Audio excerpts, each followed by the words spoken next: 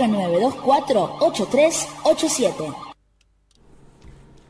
Bueno, son las 15:33.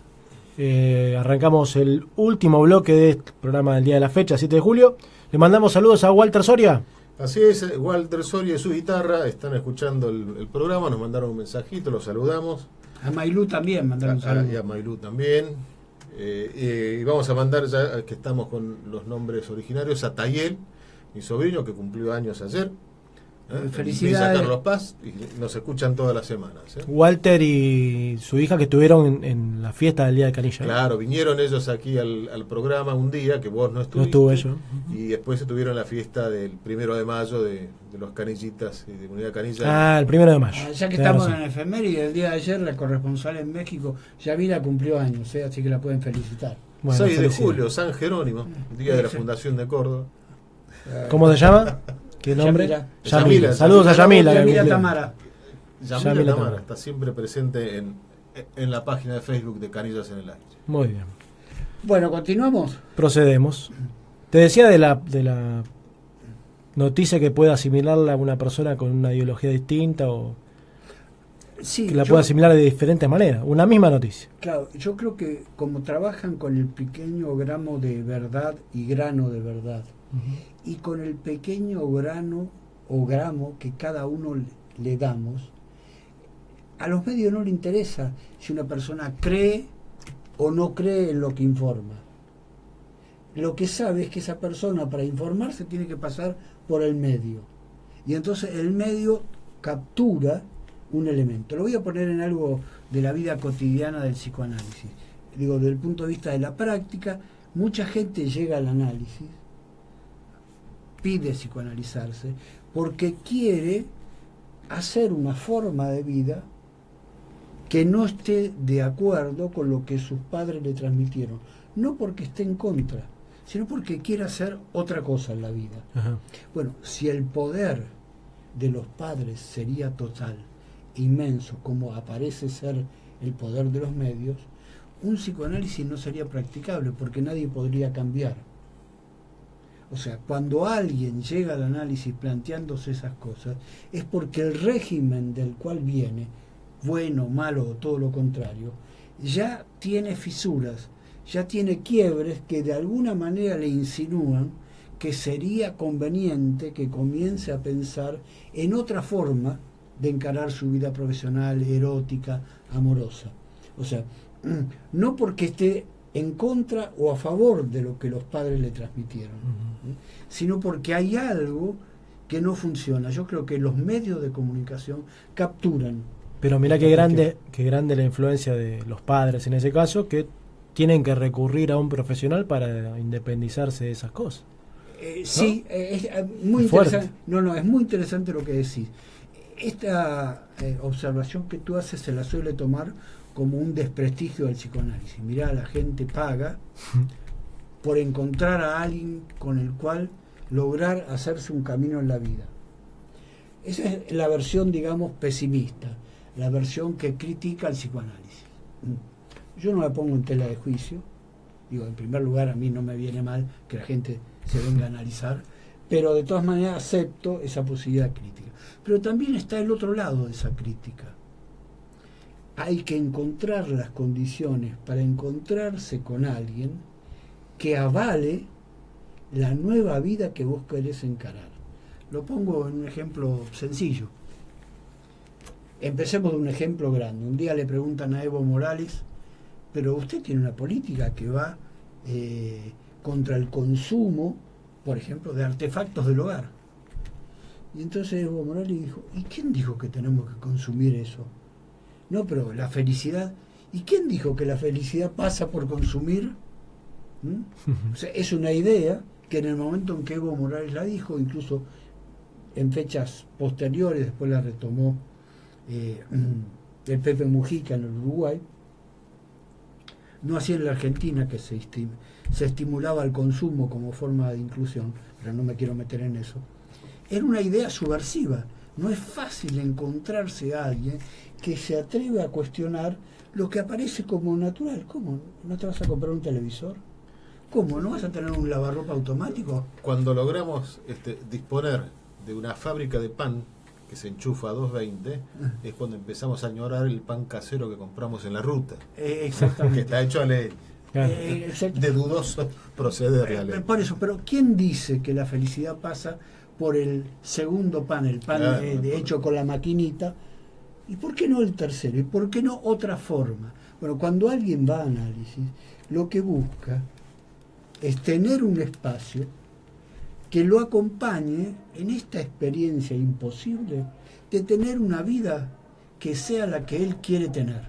No la que otros le dijeron, insisto, no porque la que los padres le transmitieron sea buena o mala, sino porque él tiene otra experiencia de vida. Por ejemplo, el hijo de una familia de una enorme tradición médica, en especial la cirugía. Usted sabe que los cirujanos les gusta mucho el cuchillo, cortan todo lo que ven, operan, tienen gran prestigio, se lo hacen bien, obviamente.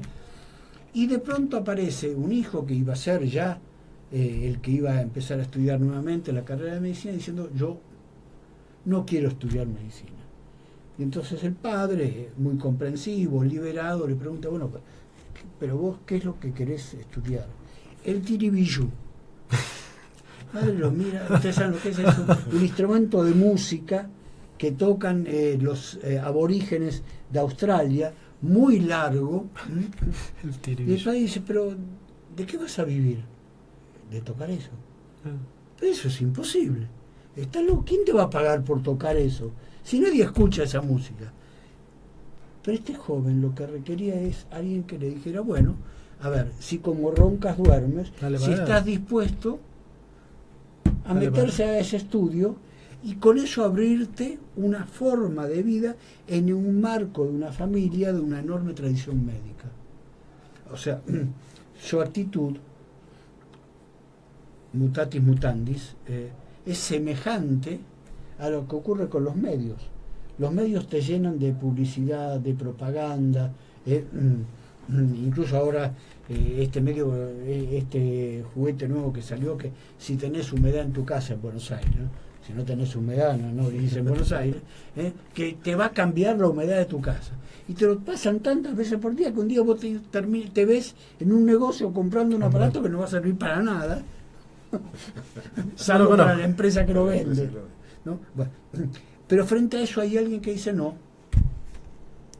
yo no le entro a esa forma de vivir la vida, ¿no? O sea, hay alguien que subvierte el orden que se da como preestablecido y natural.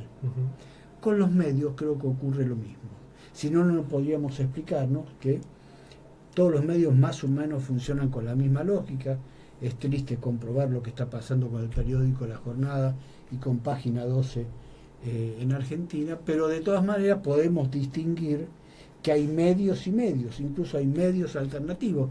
César González, este intelectual de la Gardel dice él, no dice Villa Carlos Gardel. Él la pone en femenino. Claro. Es un habitante de la Gardel, escribe. Primera cuestión que rara, ¿cómo se dedica a escribir? Se dedica a hacer cine, como un villero. ¿De dónde sacó eso? ¿Quién lo habrá influenciado? En la cárcel pretendía, una psicóloga que dice que lo atendía, que él tenía que dejar de hacer esas cosas y dedicarse a pagar la deuda que tenía con la sociedad. Este está viendo el partido. No. Lo desalentaba la psicóloga. ¿Y qué te parece? Claro, pero por ejemplo, uno de los grandes medios periodísticos, gráficos que tenemos en los puestos es La Poderosa, La Garganta Poderosa, sí, ¿no? Producida por un colectivo de villas. De la Zabaleta, sí. Que físicamente está en la Zabaleta, pero son un colectivo de varias. Sí, de varios. Pero varios barrios. Claro. O sea que la redacción está en la Zabaleta. O sea, con los medios hay muchas cosas que se pueden hacer. Es cierto que los medios dominantes, no sé, ustedes habrán enterado que la semana pasada hubo una enorme conferencia de prensa por, a mi entender, la mejor ministra del gabinete del actual presidente Macri, Patricia Bullrich, que hizo una conferencia para mostrarnos si es la mejor, una avioneta una avioneta del narco se había desprendido de 2 toneladas de droga lanzándolo al aire porque sabía que ya los iban a atrapar. Todo pareció muy lindo, muy bonito, solamente hay un problema. No existe en el mundo ninguna avioneta de ese tipo como la que mostraron que pueda cargar 2 toneladas de material encima. Pero como verán, es una ministra que evidentemente, si no cumple con lo que se prometió, por lo menos lo inventa bien, claro, y sí, bonito. Conseguía que la avioneta arrojara cosas que nunca habían podido llegar al fuselaje. Exactamente.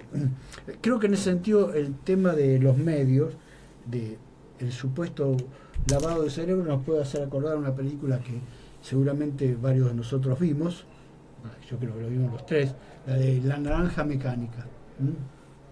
Claro.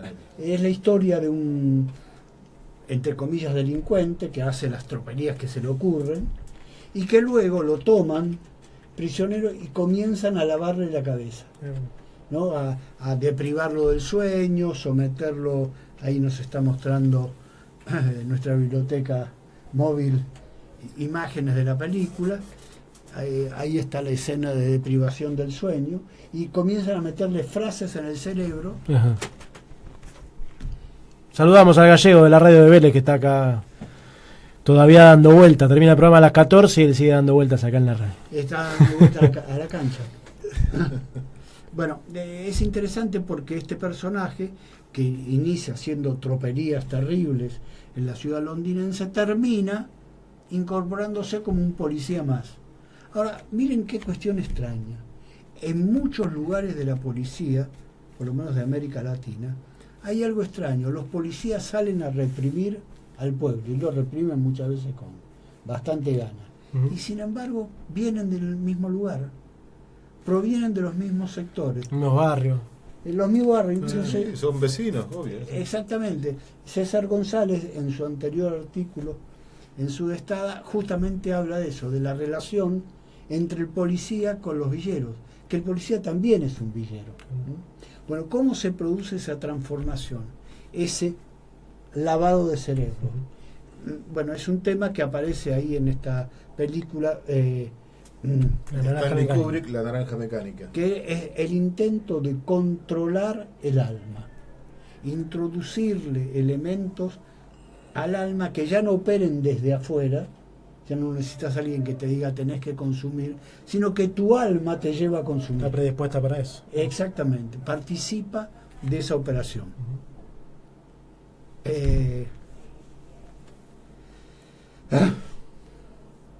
Te quedaste callado, Bueno. Alberto. Porque estoy esperando que ustedes me interrumpan. Habíamos quedado en eso. No, sí. Tienen que preparar bien los papeles, si no... La cuestión de la influencia de los medios, digamos, si bien siempre partimos de este grano o gramo de verdad, es mucho más atroz cuando existe la concentración de los medios, ¿no? Entonces, cuando es uno solo el mensaje que circula, aunque sean varias las emisoras, ¿no? Los periódicos o los canales de televisión. Sí, porque todas las cosas se toman de un solo lado y se informa a través de un solo interés. Pero ¿a qué les hace pensar la idea de un solo medio, un solo interés, un solo lado? Dios mira no. para arriba, Dios. No, ¿qué tiene que ver? Claro, Dios es único. Dios es único y transmite la verdad a todos. Yo no le estoy faltando respeto a los creyentes. Estoy indicando cómo la teología dice que el gran otro llamado Dios opera. Incluso recién me hizo reír Mario porque dijo los medios concentrados, digo, y eso es lo peor, que nunca están desatentos, están siempre concentrados en lo que tienen que hacer para obtener enorme suma de dinero. A los medios no les interesa ni la información, ni las noticias, y lo digo más, no les interesa ni siquiera el contenido, no porque no saquen provecho de los contenidos y los tuerzan, los traten de hacer aparecer de otra manera, pero a ellos lo que les interesa es vender la noticia como plusvalor. Es la novedad que los medios han tomado y frente a los cuales las formas tradicionales de la política han quedado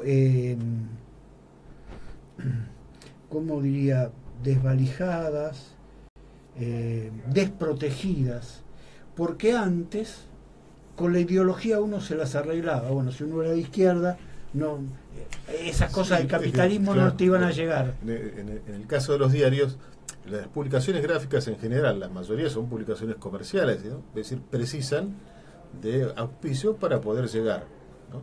O sea, el vehículo es el mensaje, ¿no? Pero el auspicio es lo que hace posible el vehículo, ¿no? Es decir, si yo emito noticias o artículos, puedo vender publicidad, y esa publicidad me permite emitir esas noticias. Y en realidad había una época en la que se decía, bueno, era 30% de publicidad máximo, 70% de contenido, notas, noticias. Ahora, si agarramos sobre todo el diario del sábado, Sí, ¿no? 70 70 publicidad, Sí. 30 el contenido. Entonces, ¿qué es el mensaje, el pretexto, ¿no?, para que nos llegue la publicidad? Que la publicidad es el mensaje. Tenés dos páginas de publicidad. La noticia, ¿no?, es el vehículo Yo le añado que lo hace que acaba posible de la decir, publicidad. que es muy interesante, un hecho de que había una época cuando el 70% era noticia y el 30% publicidad. El periódico se sostenía por la compra de ejemplares, por la venta de ejemplares, por un gran público, ¿no? Pensemos el periódico que forjó el mito de la muerte de Gardel, que incluso se hizo una obra de teatro. Natalio Botana fue su director. Crítica. En esa época vendía 1 millón de ejemplares por día. Sí, una locura. 1 millón de ejemplares por día. Entre 1936 y 1945, hasta la llegada de Perón, en la Argentina se vendían mucho más y se imprimían mucho más periódicos que la ciudad de Los Ángeles y San Francisco juntas y que el conjunto de México. Es que no tenemos que irnos tan lejos. Hasta la década del 90, anterior a la baja de los porcentajes, se vendían 2,5 millones de ejemplares por día de diarios, y ahora se venden 500.000 por día, de promedio, de lunes a domingo, ¿no? De promedio. Sí, porque hay un desplazamiento de la lectura de semana, del papel a otros sistemas. Claro, sí, a otros sistemas. Sí. La gente se informa y se distrae de otro modo. Yo recuerdo, antes, cuando venía el diario el domingo, el diario era para toda la familia. Uno agarraba el deporte, otro agarraba política, otro agarraba información general, y dividías el diario en 4 o 5 suplementos que eran los integrantes de la familia.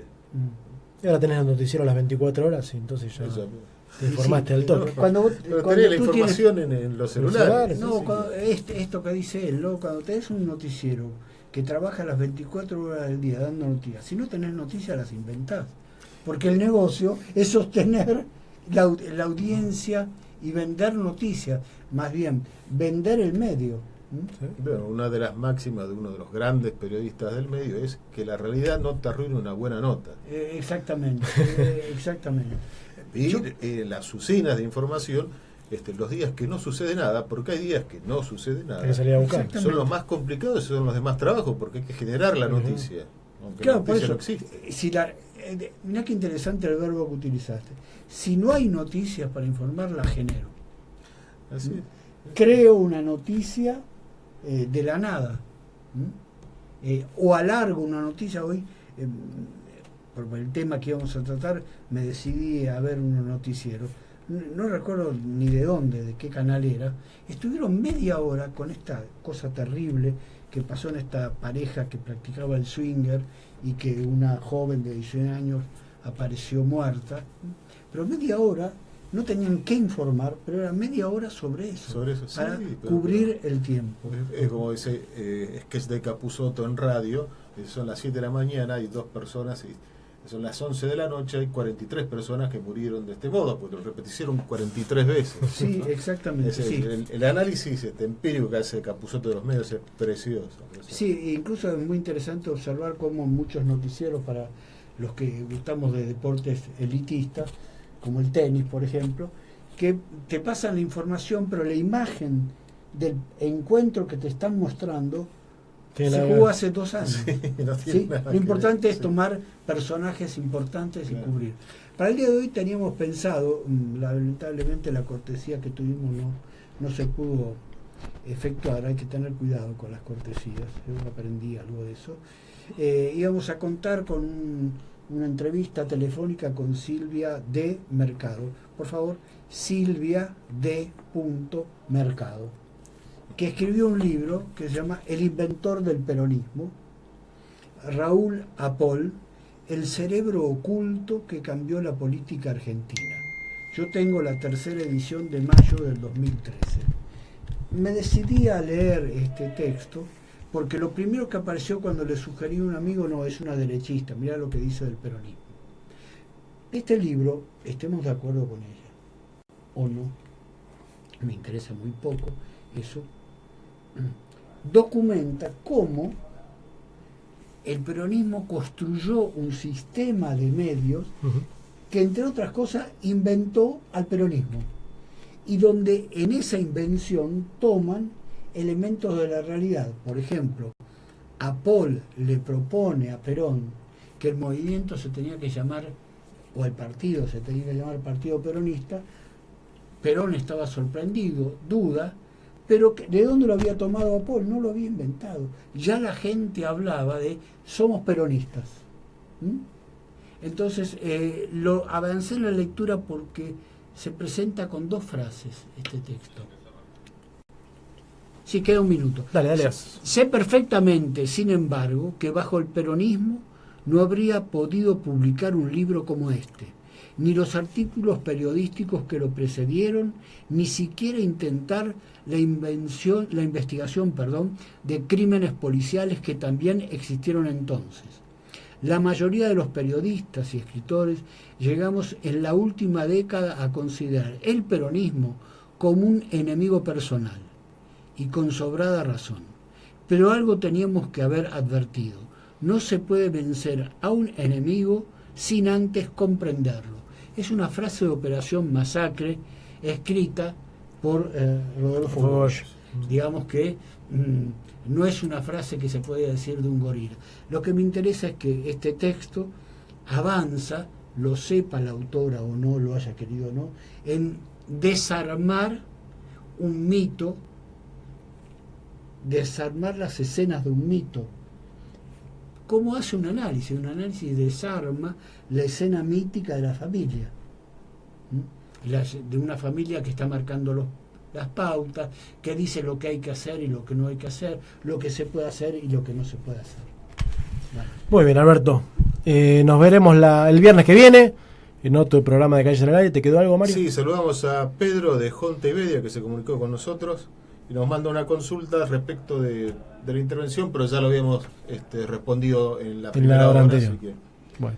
Bueno, nos despedimos hasta el viernes que viene. Gracias por habernos reiteramos acompañado. Nuestra solidaridad con los miembros del sindicato de canillistas que sufren las consecuencias de una intervención penal contra su sindicato. Exactamente. Hasta el viernes que viene.